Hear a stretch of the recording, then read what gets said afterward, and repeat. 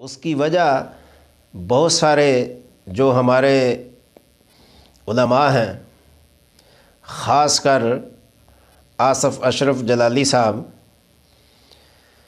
तहरीक लब्बैक के ग्राफ को गिराने की कोशिश कर रहे हैं और बहुत सारे उनके जो बयानात हैं वो तहरीक लब्बैक के ख़िलाफ़ जा रहे हैं।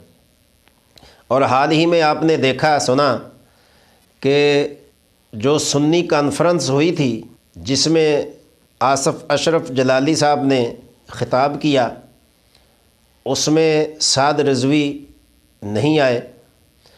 बहुत सारे हलकों ने ये महसूस किया कि गोया कि इनका आपस में इत्तेफाक और मिलकर चलने का जो अहद है, अज़म है, वो अभी तक नहीं हुआ।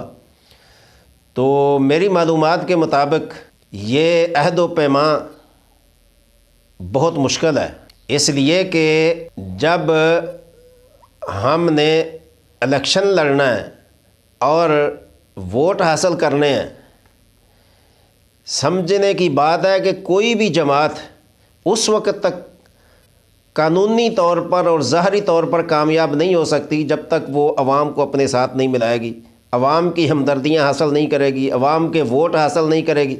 तो हम पार्लियामेंट में नहीं पहुंच सकते। कैसे पहुंचेंगे? ज़ाहिर है कि वोट की तादाद हमारे अंदर ज़्यादा होगी तो हमें वोट मिलेंगे। तो अगर हम हर छोटी बड़ी जमात से इख्तलाफ करेंगे तो हमें वोट कैसे मिलेंगे? जब वोट नहीं मिलेंगे तो हम मुल्की सतह पर ऊपर नहीं आ सकते। जब वोट नहीं मिलेंगे तो हम कामयाब नहीं हो सकते। जब वोट नहीं मिलेंगे हम सूबाई और कौमी असम्बली में नहीं जा सकते। तो फिर हमारी इस जद्दोजहद का फ़ायदा क्या होगा?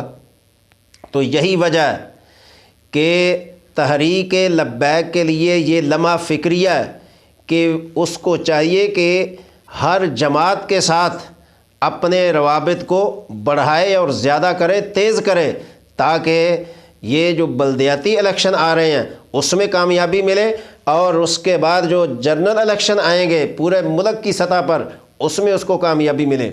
लेकिन यहाँ जब तहरीक लब्बैक राब्ते बढ़ाती है, मुख्तलिफ़ सियासी जमातों से वो राब्ते करती है, तो अशरफ आसफ़ जलाली साहब ये कहते हैं कि तहरीक लब्बैक अपने मौक़िफ़ से हट गई है, अपने आप को बेच दिया है, किसी के आगे झुक गए हैं। सामीन, सियासी जमातों से राब्ते करना कोई जुर्म नहीं है, को सियासी जमातों से राब्ते करना कोई बेवकूफ़ी नहीं है, बल्कि जब तक हम इन जमातों से राब्ते नहीं करेंगे, कारकुनों से राब्ते नहीं करेंगे, तब तक हम मुल्की सतह पर और इलेक्शन की सतह पर और कौमी और सूबाई असम्बलियों की सतह पर हम कभी ऊपर नहीं आ सकते।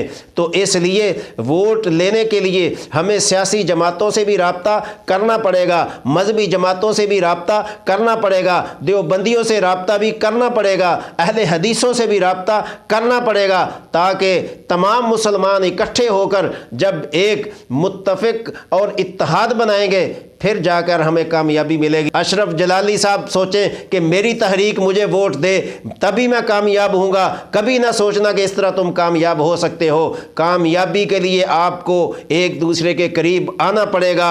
ये जो अपनी राय के इख्तलाफात हैं और मजहबी इख्तलाफात हैं और लोगों को जो है ना दीन से बदज़न करने के जो इख्तलाफात हैं, इन इख्तलाफात को समेटना होगा, इनको ख़त्म करने की कोशिश करनी होगी और मिलकर बैठना होगा, तब जाकर हम मुल्की सतह पर ऊपर आ सकते हैं, वरना ये ख्वाब कभी शर्मिंदा ताबीर नहीं होगा।